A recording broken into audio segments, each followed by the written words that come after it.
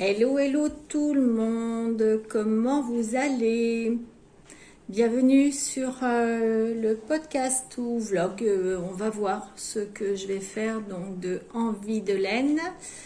Je vais filmer des petites séquences et puis les mettre bout à bout pour voir un petit peu ce que ça donne. J'aime tricoter, j'aime crocheter, j'aime filer.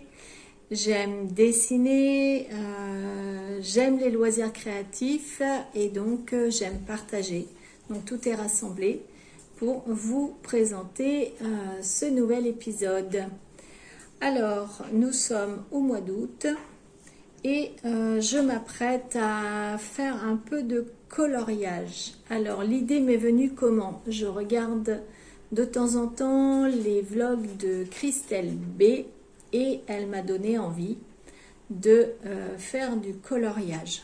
Donc on est allé chez Cultura avec mon chéri et je me suis offert un cahier de coloriage.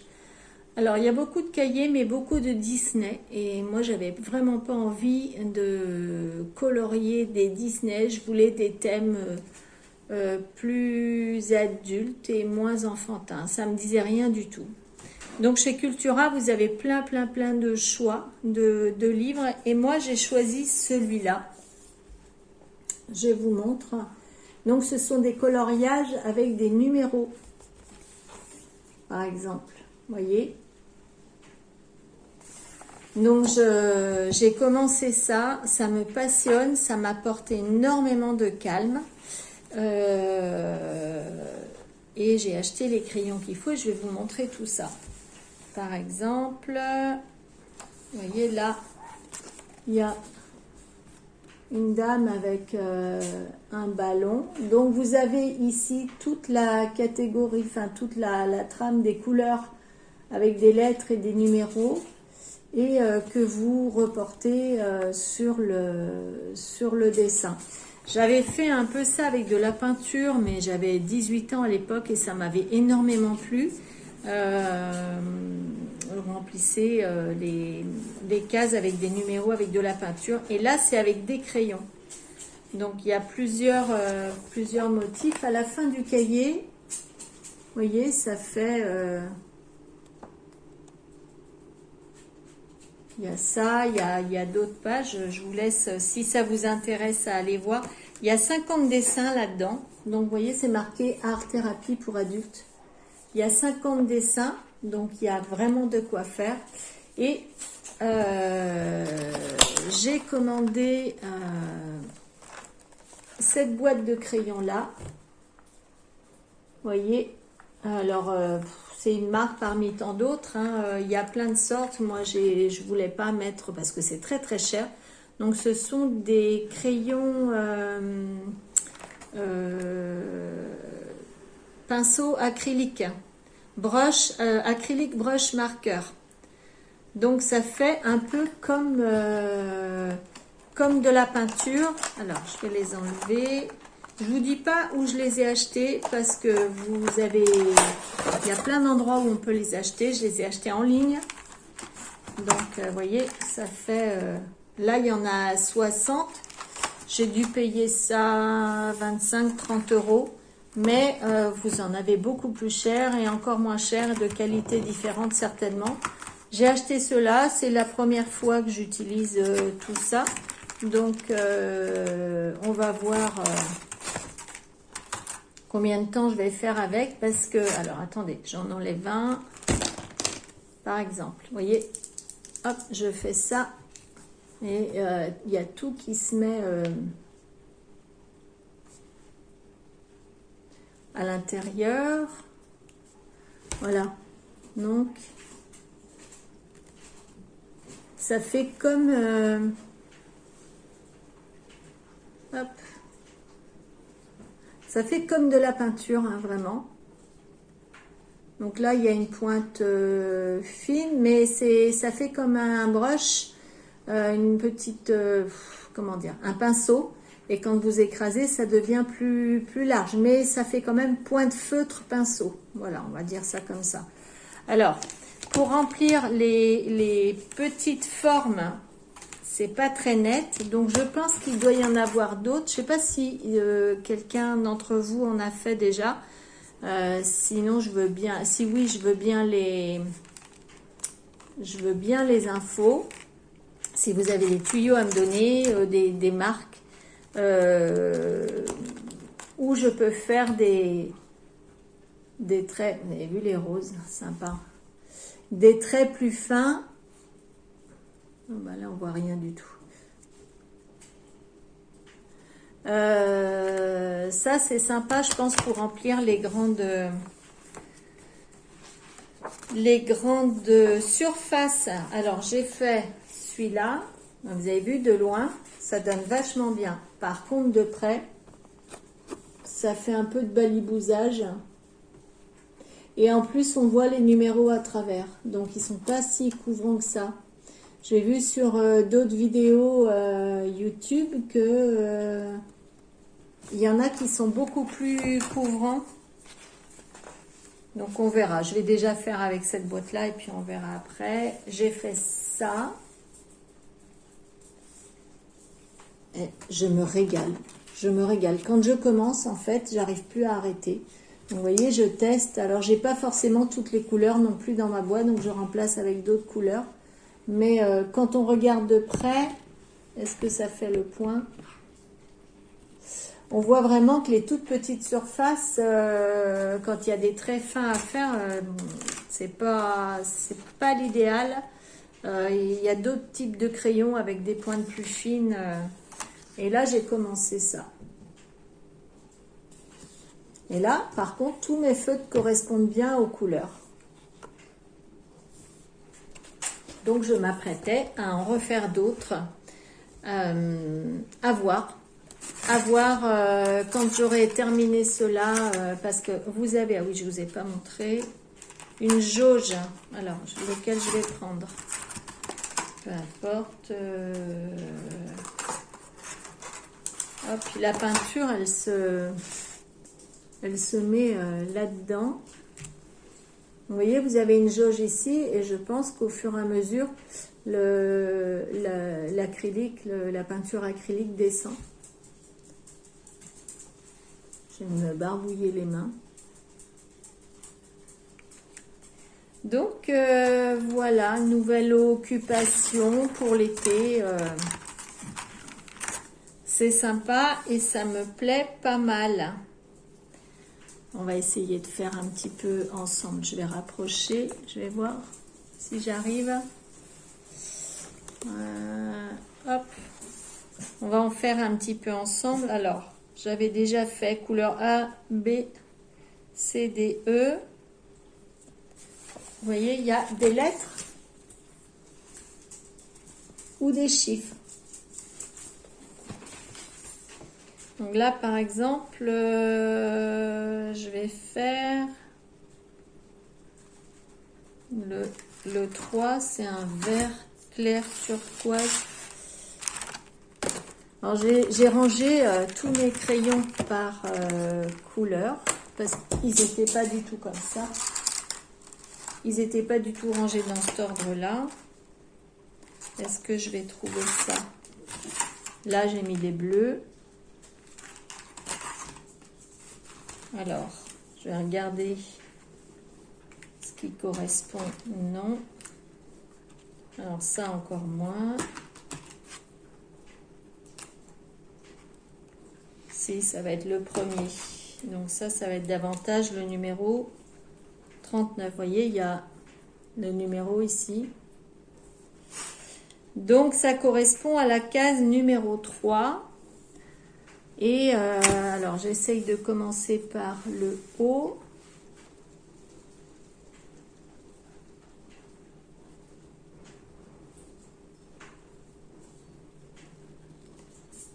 Hop.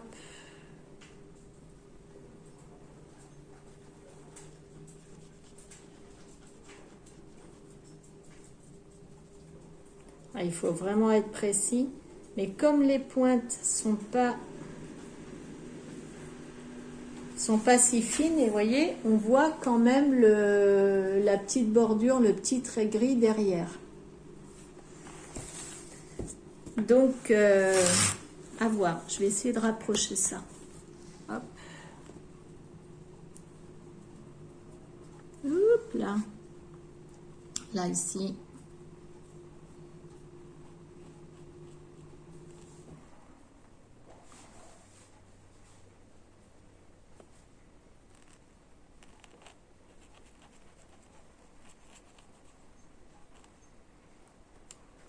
Et voilà, et je dépasse à chaque fois, comme les enfants. Voilà, je voulais vous parler de ça. Je vous dis à tout à l'heure pour une autre activité.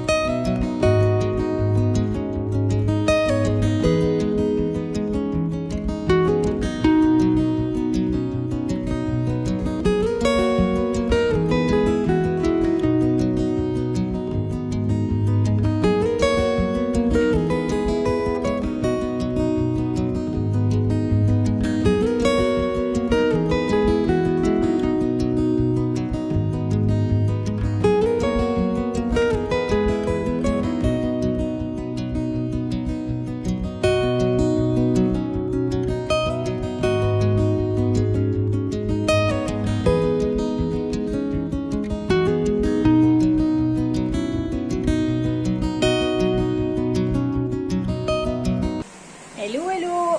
Eh ben, vous aurez compris que c'est la... Attendez, j'arrête la haute. C'est la saison des murs. Et je suis en pleine cuisine. Hop là. En pleine cuisine, je suis en train de préparer de la gelée de murs. Alors, j'ai eu à peu près, mon mari est allé chercher plus de 4 kilos de mûres. Donc, je les ai mis dans les gamelles. Hop. Voilà, avec de l'eau. Et puis, je les ai fait bouillir pour qu'elles éclatent bien. Et j'avais trouvé, alors, cette espèce d'objet à l'éco-cyclerie. Voilà. Et en fait, je m'en sers pour écraser mes murs comme ça. Et une fois qu'elles sont bien écrasées et bien éclatées, en fait, donc j'ai fait bouillir l'eau pour qu'elles éclatent. Donc de toute façon, elles changent de couleur. On se voit plus là. Alors, oups, j'ai acheté un pied, mais le téléphone il retombe. Elles changent de couleur, elles passent de noir à rose foncé. Super joli d'ailleurs. Un pull comme ça serait vachement bien. Je sais pas comment ça marche la teinture à la mûre. Si quelqu'un connaît, je suis preneuse. Voilà. Elle change de couleur. Donc du coup, ça veut dire que je peux bien les écraser. Et une fois que je les ai bien écrasées, on les met normalement sur une étamine à égoutter ou à presser. Mais presser, c'est un peu cracra. Alors, je les ai mis sur une étamine, pas sur une étamine. Moi, j'ai pas d'étamine. Alors, j'ai mis du papier sopalin dans mon truc vapeur de mon compagnon pro que je viens d'avoir pour mon anniversaire. Et je les laisse égoutter. Comme ça. Alors. Voilà, et ensuite je vais peser sur le robot cuiseur. En fait, j'ai une balance. Je vais peser. Ah, on va y arriver. Je vais peser et puis mettre le sucre en conséquence. Donc, ils disent entre 500, suivant les recettes, et 700 grammes de sucre pour 1 kg de jus. Donc voilà, j'irai chercher ça cet après-midi au supermarché. Et je pense que je vais rajouter 4 grammes d'agar-agar pour 1 kg de jus également. Et puis voilà, faire bouillir. Alors ils disent à 135 degrés pendant 20 minutes. Il faut que je revoie la recette. Mais ça doit être ça. Et après, on met dans les pots. Donc, j'ai plus de pots parce que j'avais fait la confiture de fraises. Donc, après, on sera super. Voilà. Allez, la prochaine, je vais vous parler de mon encours tricot. Où est-ce que je suis rendue. Et mes péripéties. À tout de suite.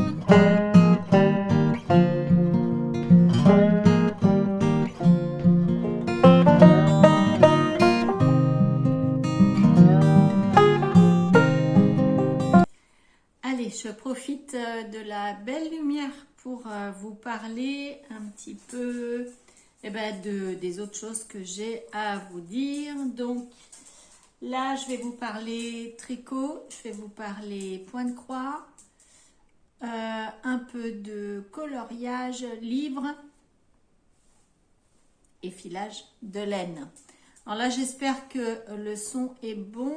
Je suis en train de me choisir un micro-cravate pour que le son soit meilleur pour les futures vidéos. Alors, là-dedans, vous avais montré lors du dernier live, en fait, ce que j'avais commencé à tricoter de Béatrice Cordelia Vortricot, le petit bateau grande vague. Mais c'est un patron qu'en fait j'arrive pas à retrouver sur son Ravelry. Elle me l'a envoyé et si vous voulez les détails, je vous invite à aller voir le premier, mon dernier live, la première vidéo. Alors, j'ai avancé un peu, mais alors, je galère. Donc, petit rappel, je tricote ce pull avec des pelotes de laine que j'avais eu en promo en Mérino 120 de chez Long. Donc, c'est un pull pour mon papa, un gilet pour mon papa. Il y a couleur 34 03 24, le gris clair, je sais plus.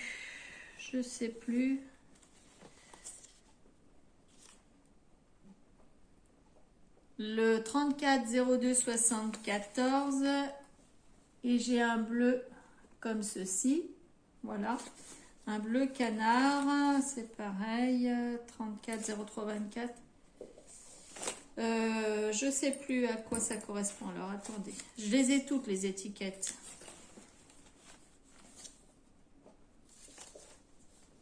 Et le 152 02 23. Voilà, Mérino extra fine super wash. Donc, comme je vous avais expliqué lors du dernier live, j'ai pas le même nombre de pelotes. J'ai pris tout ce qui restait au niveau du stock, puisque c'était une mercerie qui se débarrassait de ce stock-là. Donc, j'ai pris ce qui restait. Je dois avoir 7 pelotes d'une couleur, 5 d'une autre, 12 d'une autre, enfin, je sais plus exactement. Donc, j'ai commencé le haut du gilet. Voilà, avec donc il y a du point mousse ici sur le côté, du point mousse au niveau de l'épaule. Donc j'ai descendu tout ça. J'ai fait le dos, pareil pour l'autre épaule. Et là du coup je vais monter. J'ai demandé conseil à mes copines et je leur ai dit, oh là, ça bouge. Je leur ai dit comment vous feriez pour que je puisse jongler, comment je sais si je vais avoir assez de couleurs pour le terminer. Du coup, j'ai fait une manche et je vais faire l'autre manche. Voilà. Donc, je voulais faire des rayures, mais en faisant, c'est pas du jacquard, c'est du, vous l'avez? J'entends rien.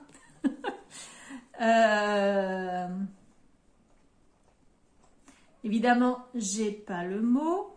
Bon, vous aurez compris, on tricote avec un seul fil. On tricote une maille, on glisse l'autre. Alors, là par exemple, j'ai pris la couleur gris clair. Donc, j'ai tricoté une maille en gris clair. J'ai glissé la gris foncé, tricoter une maille en gris clair et glisser la gris foncé. La mosaïque, voilà, c'est ça, tricot mosaïque. Et j'ai fait ça sur 2 rangs, donc une avec la nouvelle couleur. Donc là, par exemple, j'ai fait avec le fil gris clair. Et le deuxième rang, j'ai repris le fil gris foncé que j'ai abandonné pour passer complètement au gris clair. Voilà. Et en faisant des diminutions. Sauf que c'est la 4e fois que je reprends ma manche parce que sur le patron de Béatrice, au niveau de la largeur de manche pour mon papa, il me faut 37 cm. Et elle, sa manche était beaucoup moins large. Donc, c'est un gilet qu'elle faisait pour son fils, donc je pense qu'il a les bras beaucoup plus fins que mon père. Donc voilà, alors ici ça fait une boursouflure. Je pense que quand le tricot va être terminé, parce qu'après, une fois que j'aurai fait les 2 manches, bon bah je vais continuer le corps, hein. Il y aura la bande d'encolure après. Donc là, j'ai tricoté ça une fois. C'était beaucoup trop large. J'avais pris beaucoup trop de mailles. Ici, là, j'avais repris beaucoup trop de mailles. Donc, j'ai refait une 2e fois. Mes diminutions étaient trop drastiques. Donc, je me retrouvais avec pas assez large. Arrivé ici, ma manche était trop courte. Donc, j'ai redéfait. J'ai refait une 3e fois. Je sais plus pourquoi j'ai défait. Enfin bon, et là la 4e fois, je pense que ça va être la bonne. Alors j'ai essayé sur le bras de mon mari, j'ai vu avec maman pour la longueur de manche, elle m'a dit 64 cm mais à partir de l'épaule, donc j'ai dû le faire essayer à mon mari parce que c'est une manche droite, c'est pas un raglan. Et comment savoir? Mon problème c'est ça, c'est qu'une fois qu'on l'enfile, comment savoir? Elle a pris la mesure, ma mère, de l'épaule jusqu'au poignet. Mais où, une fois que mon père aura enfilé ça, sachant qu'ils sont sur l'Orient, donc je ne peux pas lui faire essayer, où est-ce que tombe son épaule? Donc à partir d'où je commence à calculer mes 64 cm. Donc je l'ai enfilé le gilet sur mon mari, sachant que j'avais tricoté un gilet à mon mari et finalement il ne le porte pas, donc je l'ai offert à mon père. Et ça lui va, la manche était un petit peu courte. Donc j'ai rallongé un peu. Bon voilà, on va voir. J'ai terminé par demi de côte torse ici. Et j'ai tenté un truc. Je sais pas ce que vous pensez de la finition. Ça fait un petit bourrelet. Mais c'est le rabat à l'italienne, non. Le rabat tubulaire, vous voyez, avec la superbe finition là. Et par contre, moi, j'ai fait des côtes 2-1, 2-1, 2-1. Et normalement, ce rabat-là ne s'applique qu'aux côtes 1-1. C'est Marie-Christine Lévesque que j'ai vu hier dans un tuto ou un podcast, et elle disait qu'on ne pouvait pas faire le rabat tubulaire sur d'autres côtes que les côtes 1-1. Alors, ce que j'ai fait, comme j'ai fait des côtes 2-1, 2-1, 2-1, en semi-torse, voilà, là je me suis trompée, j'ai mis 2 envers. Alors, normalement, c'est 2 en droit, 1 envers. Hop, on n'a rien vu.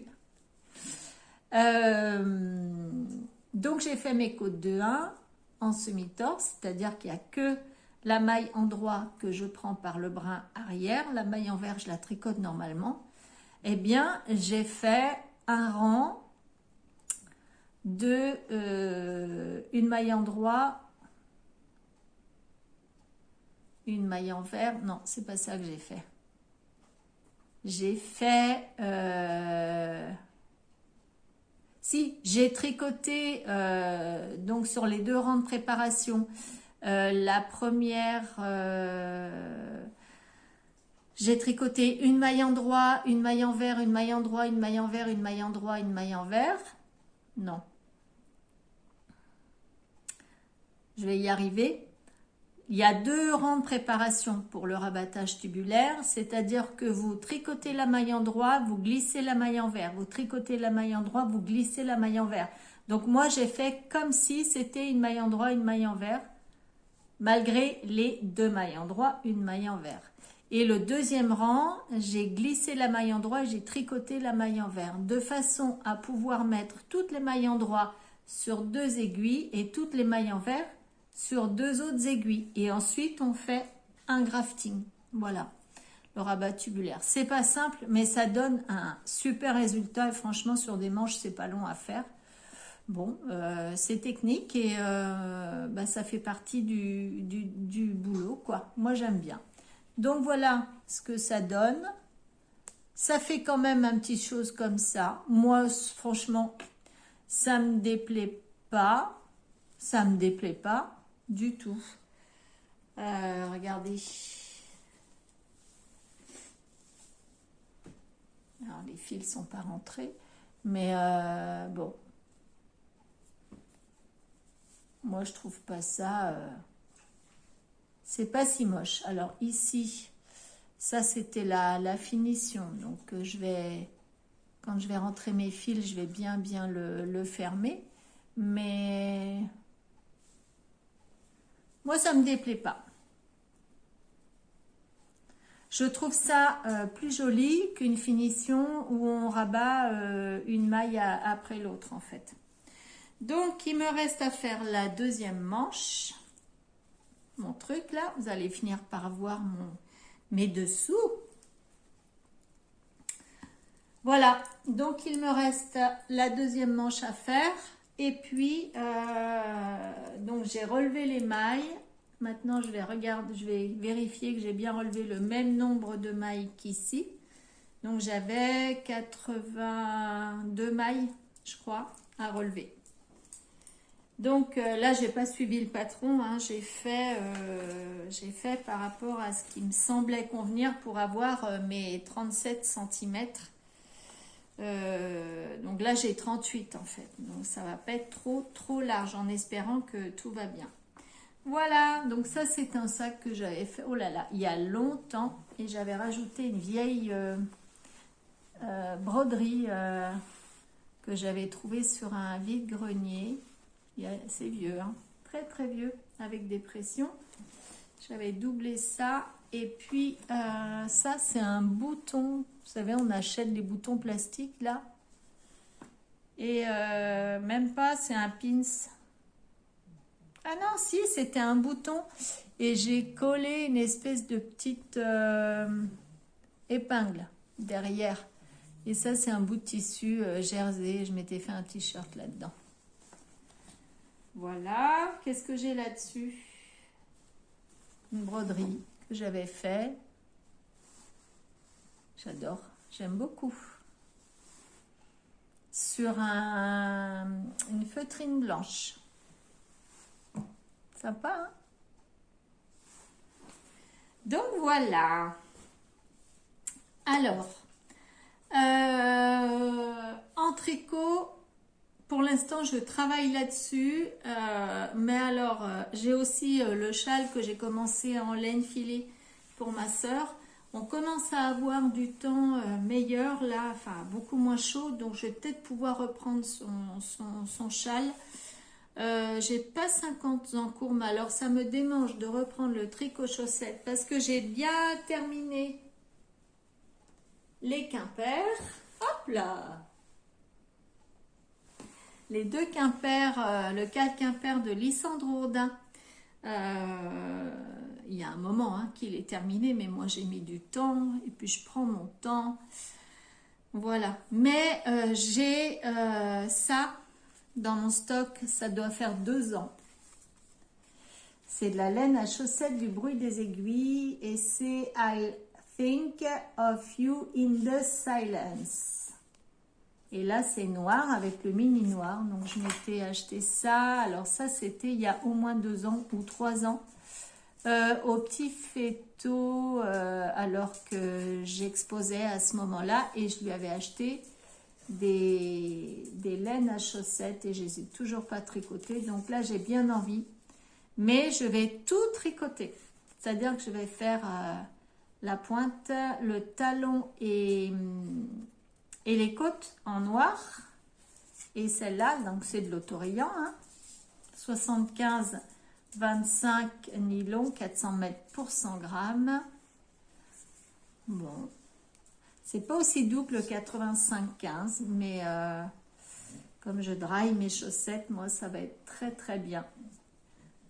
Donc voilà, il y a rose, gris, gris foncé, gris clair, rose,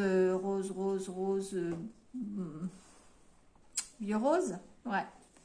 Donc je vais bobiner ça et j'ai trop envie de tricoter une paire de chaussettes, même si je me suis dit que ça servait à rien que je tricote des chaussettes parce que je les perce rapidement.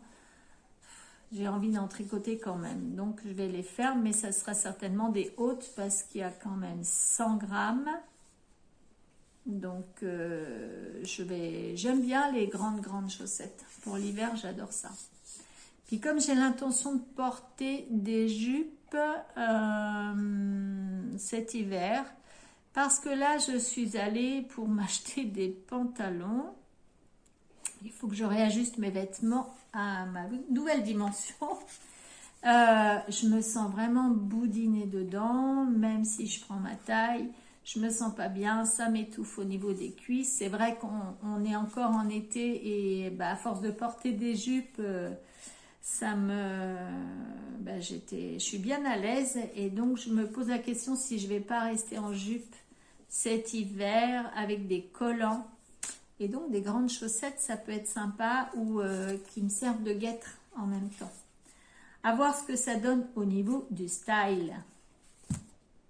Je sais pas vous ce que vous en pensez, mais quand on est un peu ronde au niveau de la culotte de cheval, les pantalons, non seulement c'est pas saillant et en plus c'est pas confortable.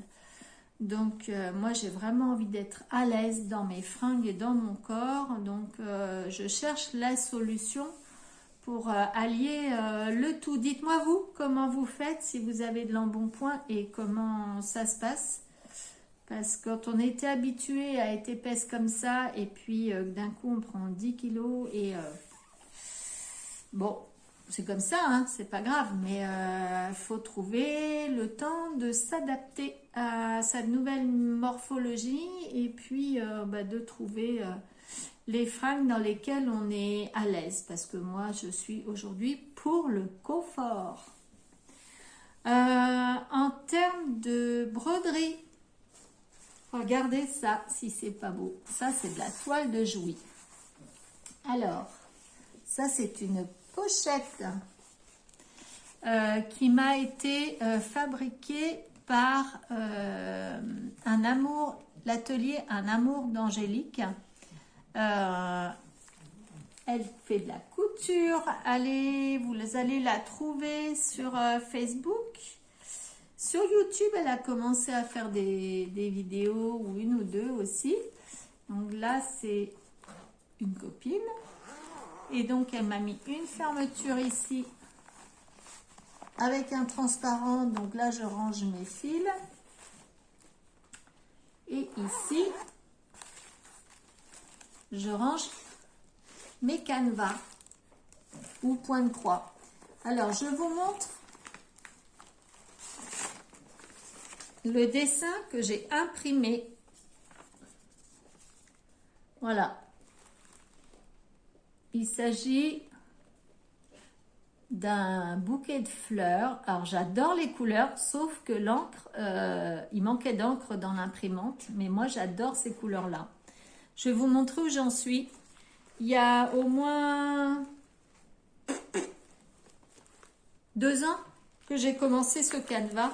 Je vous montre les fils. Il me reste plus que ça. Et en plus, je me rends compte que il va me manquer des fils. Donc ça, c'est pas cool. J'avais commencé en 2 brins au départ et je me rends compte que ça va pas du tout. Et il y a 6 fils et donc je finis en 6 fils parce que c'est trop transparent. Voilà la palette de couleurs. Alors, il en manque, hein, évidemment. Voilà. Voyez, hop. Voilà la palette de couleurs. Hop. Et je vous montre le canevas.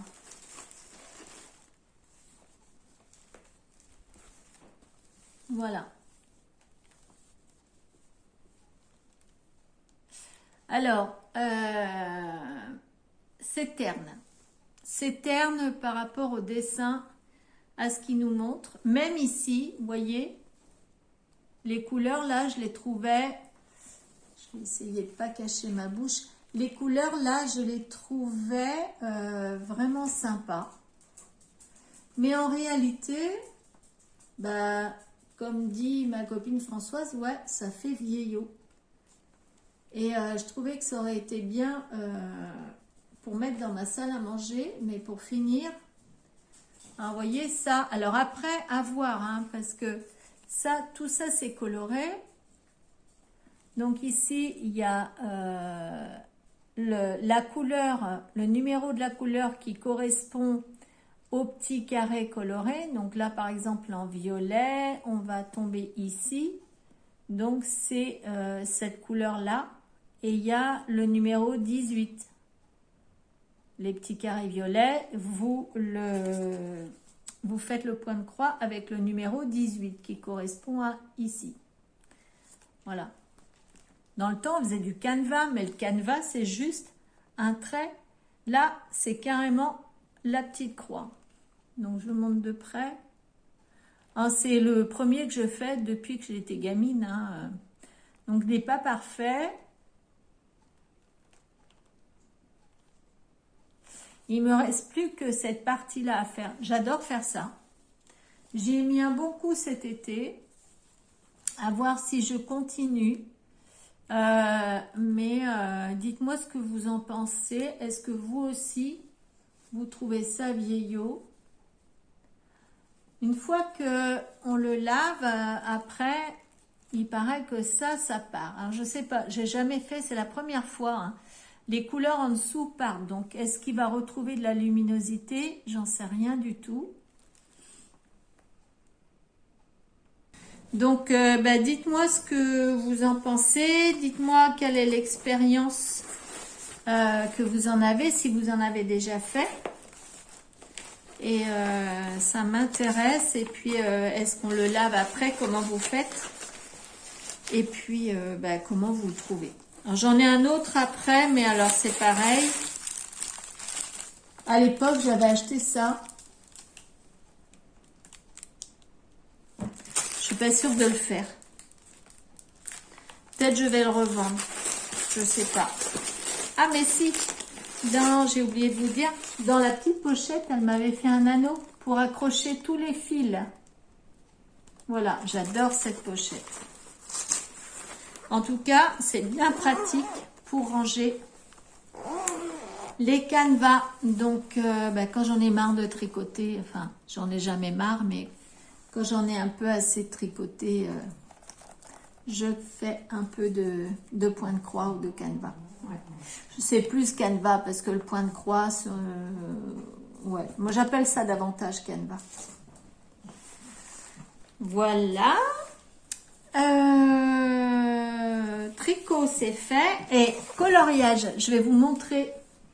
J'ai avancé.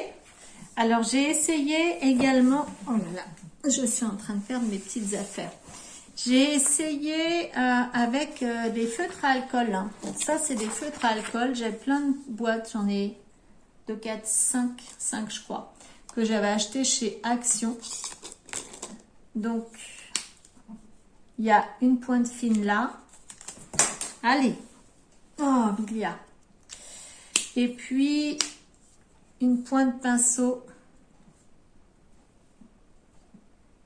Là. Là. Ça sent fort l'alcool. C'est la marque Twin Marker. Ouais, c'est ceux qui étaient vendus. J'avais acheté ça il y a quelques mois, enfin l'année dernière, ou il y a 2 ans, je sais plus. Il y a un moment déjà. Donc chez Action. Et donc je vous ai parlé de ça. Je vous ai, en début de podcast, vous avez vu la petite vidéo avec ce que j'avais déjà fait. Bon, ça, c'est avec les feutres acryliques. Mais voilà, c'est pas net. Hein. On voit tous les traits. Je trouve pas ça... C'est un peu du balibousage. Voilà, ici, pareil.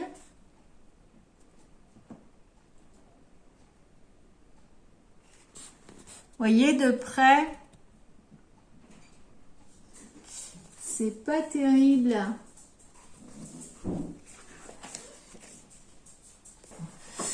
Et là, j'ai fait avec des feutres à alcool.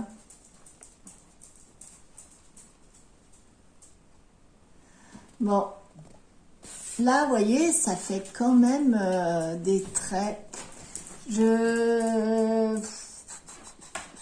C'est pas très joli en fait. Bah, j'adore, hein, j'adore faire ça. Je passe beaucoup de temps quand je commence, je peux plus m'arrêter. En fait, c'est hyper addictif. Le résultat est pas top. Est-ce que ça compte vraiment? Non, j'ai envie de dire que pour moi, non. L'idée, c'est que ça me fait beaucoup de bien. Je suis concentrée pendant ce temps-là. Je me découvre une nouvelle passion, c'est le coloriage. Après, c'est vrai que le résultat, c'est pas important, mais quand même un petit peu. J'aime bien que ce soit joli. Vous voyez? C'est pas net, même avec les feutres à alcool. Alors, en plus, avec les feutres à alcool... Ça traverse. Limite, ça, c'est le plus joli. C'est l'envers. Non. Et donc, derrière, je suis obligée de mettre un petit papier plastique pour pas tacher les autres dessins. Vous voyez, les autres, il n'y a rien.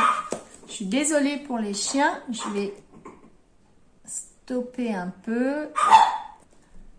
Et voilà, j'ai dû stopper parce que quand il commence à se mettre à aboyer, on s'en sort plus. Alors en filage, je suis toujours là-dessus. Je peux pas être partout, ma pauvre. Donc j'ai fait 2 bobines. J'ai commencé la 3e parce que j'aimerais bien faire un 3 brins. Mais il me reste encore tout ça à faire. Et après, je passe à l'alpaga blanc et mouton blanc. Pour qui, celle qui regarde le sait. Donc, il me reste encore ça à faire. Et puis, après, je passe à l'alpaga mélangé au mouton. Voilà, il y en a toujours un qui aboie. Alors, je voulais vous parler, alors peut-être que vous voulez voir, je le file très très fin, je donne même pas de détails, il est très très fin. On verra ce que ça donnera avec les 3 brins. Je regarde les podcasts de Cécile, papote et tricote, ou tricote et papote, et elle file tout le temps en 3 brins. En 3 brins, tout simplement, et c'est vrai qu'elle a raison, quand on met 3 brins, elle a montré comme ça avec ses doigts, ça fait un fil bien rond. Et j'avoue que pour la définition des points, c'est quand même plus joli qu'avec 2 brins, ça fait un fil plat. Donc ça me donne envie. Après, je le fais pour moi, mais je l'aurais pas fait avec Artinana. Ça prend vraiment énormément de temps. Mais on n'est pas pressé quand c'est pour soi, donc je le fais. Voilà. Je voulais vous parler lecture. Je regarde également, alors je vous donne tous les podcasts que je regarde. Je regarde Christelle B. Et elle a parlé d'un livre en auto-édition écrit par Cécile Timard. Et donc qui a fait une promo de 20% pendant quelques temps.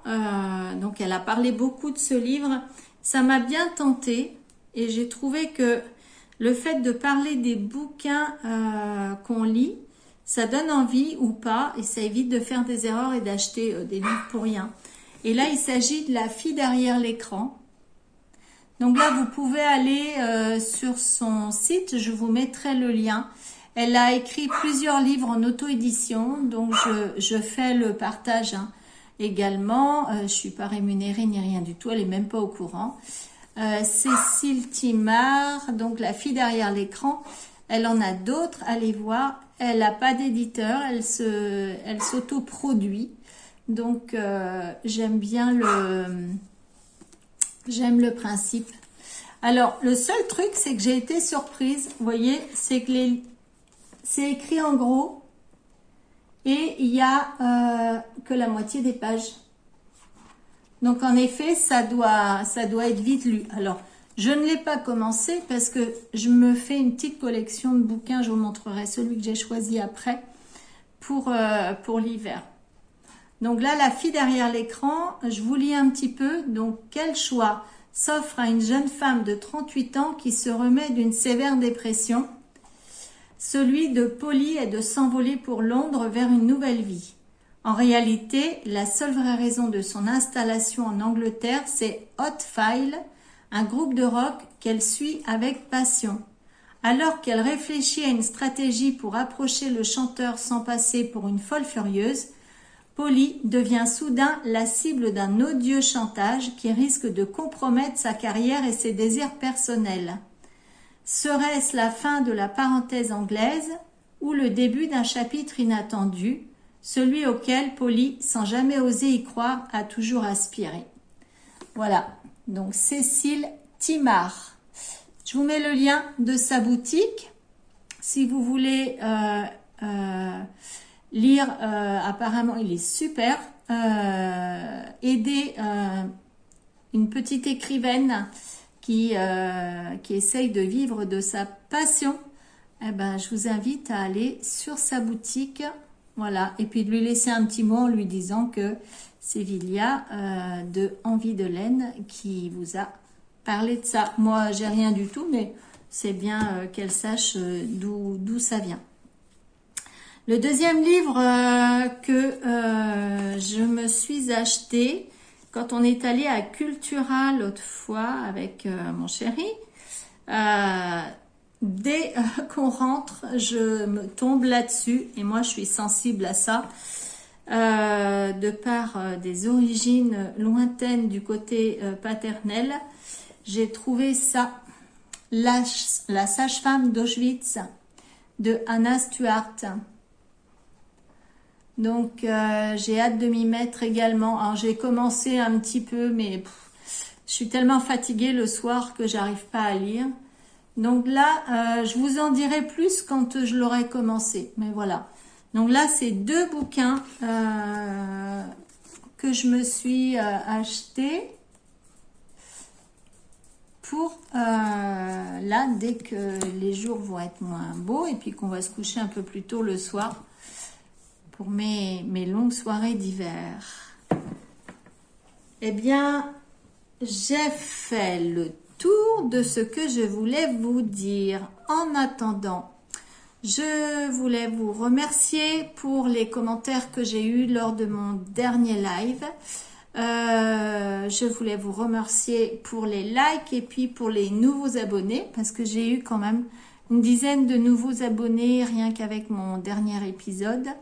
Donc je redis, la chaîne Envie de laine, c'était la chaîne de Accro Tricote 49 ou Artinana dans le temps, donc il y a déjà plus de 900 abonnés.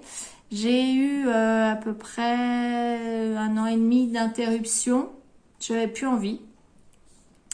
Il y a eu l'arrêt de la boutique Artinana et tout ça, et puis on a déménagé, et puis voilà, il y a eu un temps pour des choses et puis d'autres temps pour autre chose. Et puis là, j'ai envie de vous repartager des choses. Donc, quelquefois, ça va être en live, quelquefois, ça va être en podcast, quelquefois, ça va être en vlog. Donc, ça va être suivant mes envies et puis suivant mon humeur et suivant ma forme. N'hésitez pas à poser vos questions, à commenter, à nourrir un petit peu aussi ce vlog, podcast, live, voilà, de façon à ce que ça me donne des sujets. Voilà, puis vos critiques bienveillantes sont les bienvenues aussi. En tout cas, j'ai toujours plaisir à venir vous parler. Merci beaucoup, je vous embrasse et puis j'espère que vous prendrez autant de plaisir à regarder ce que je vous propose que moi je prends à regarder. Je regarde par là parce que là je vais regarder le dernier podcast de Christelle B. Donc vous prenez autant de plaisir que moi je prends à regarder les autres podcasts des copines ou des tricopines. Voilà, je vous embrasse et puis je vous dis à très vite. Ciao, prenez soin de vous.